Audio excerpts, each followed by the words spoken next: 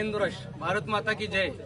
आज वसुबारस दिवशी कर्नाटक मधून गोमांसची वाहतूक करत असताना तिथं घाटामध्ये गाडी बंद पडलेली आहे व हिंदुत्ववादी तरुणांनी येऊन तिथं गाडी चौकशी केल्यानंतर गाईचं मांस गाडीमध्ये सापडलेलं आहे।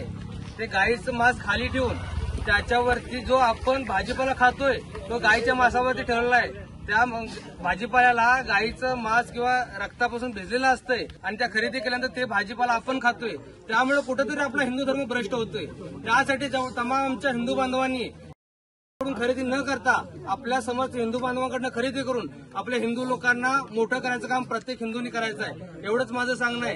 इथं तुम्ही बघू शकता, इथं भाजीपाला आहे आणि इथं गाईचं मांस वगैरे वरती आहे।